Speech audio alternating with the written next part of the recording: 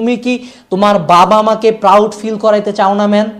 তুমি কি চাও না যে তোমার আশপাশের মানুষজন, তোমার পাড়া পড়শি, তোমার পাশের বাসার আন্টি, তোমাকে যারা অপমান করছে তাদের কথাটা জবাব দিতে, তাদেরকে নিজের সম্বন্ধে একটা ভালো কিছু জানাইতে, যে না আমি এই জায়গায় পড়ি, আমি এই জায়গায় চান্স পাইছি? তুমি কি চাও না যে তারা তোমাকে একটু রিসপেক্টে দেখুক? তোমার ছোট বড় ভাই বোন চাও না যে তারা তোমাকে রিসপেক্টের চোখে দেখুক? তুমি কি চাও না?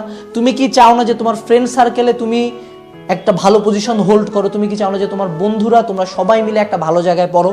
শুধু একা কেন, তোমার ফ্রেন্ড সার্কেল যখন সবাই ভালো ভালো জায়গায় পড়াশোনা করবা, that will B a great friend circle. তুমি কি সেটা চাও না? আমার মনে হয় তুমি সব কিছুই চাও।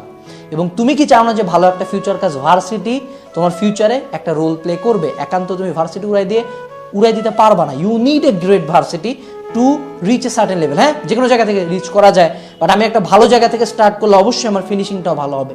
তুমি কি সেটা চাও না?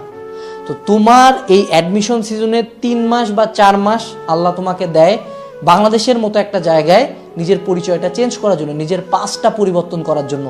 এই সুযোগ লাইফে হাতে গোনা কয়েকবার আসে, এবং সবচেয়ে বড় সুযোগ হলো এইটা। এই পরিচয়টা তোমাকে লাইফে সারা জীবন বহন করতে হবে। So use this time. 3 থেকে 4 মাস man, just only 3 months to 4 months, just 120 দিন বা 90 দিন, জাস্ট 90 দিন তুমি যদি পড়াশোনা করো, তুমি যদি পরিশ্রম করো, তুমি যদি সর্বোচ্চ এফোর্টটা নিজে দাও, তুমি এত কিছু চেঞ্জ করতে পারতেছো। What stopping you? তোমাকে থামাচ্ছে কে? তোমাকে থামানোর কেউ নাই, তুমি একা। এখানে তোমার সাথে উপরে আল্লাহ, নিচে তুমি, আর কেউ নাই। Just start the game man, give it your all. তোমাকে কেউ থামাইতে পারবে না। জাস্ট এইটা ইনশিওর করো যে অ্যাডমিশন টাইমে তোমার যতটুকু পড়ার কথা তুমি তার সর্বোচ্চটা পড়তেছো। তুমি তোমার 100% জানো না, তোমার 100% তোমার কল্পনার বাইরেও শক্তিশালী। You are stronger than you think, you are more talented than you think, you deserve more. তুমি পারবা, ডোন্ট গিভ আপ।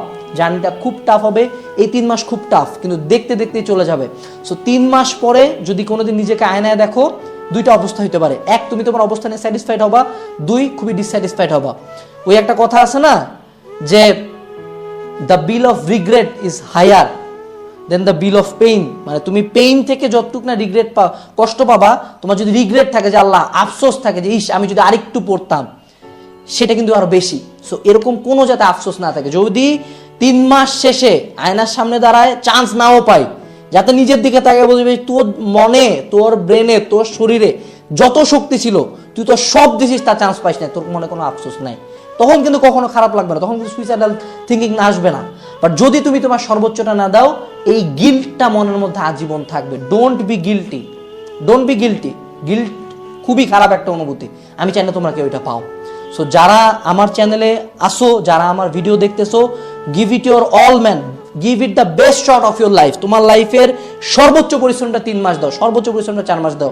ইনশাআল্লাহ মহান আল্লাহ তাআলা যদি চান, তোমার যেই ধর্মাবলম্বী হোক না কেন, তোমার সৃষ্টিকর্তা যদি চায় এবং তোমার এফোর্ট 100% থাকে, তুমি সফল হবাই হবাই। ইতিহাস বলে কোনোদিন কোনো পরিশ্রমী চান্স মিস যায় নাই। So give it your all man. এইটুকুই ছিল বার্তাটা। তোমরা অনেকে হাল ছাড়ে দিছো, তোমরা অনেকে আমাকে মেসেজ করো যে ভাইয়া পারতেছি না, এই সমস্যা ওই সমস্যা, এইটা পড়তে পারতেছি না, ওইটা পড়তে পারতেছি না। তোমাদের মেজরিটির প্রবলেমের সলিউশন একটাই, ভাই পড়, বোন পড়, আরো পড়। এইটুকু পড়া দিয়ে হবে না, আরো পড়। 3 ঘন্টা পড়ছিস কেন? 10 ঘন্টা পর। 10 ঘন্টা পড়ছিস কেন? 14 ঘন্টা পর। তুই পড়, তোর আর কোনো সলিউশন নাই। ফোন টোন ফেলায় দে, যত বাকি কাম কাজ 3 মাসে সব বাদ, শুধু পড়বো। 3 মাস পরে ঘর থেকে বেরোবো, পুরা গেম চেঞ্জ করে দিব। এইটুকুই ছিল আজকের ভিডিওতে। আমার মনে হয় আর কিচ্ছু বলার দরকার নাই। This is the last chance, give it your best.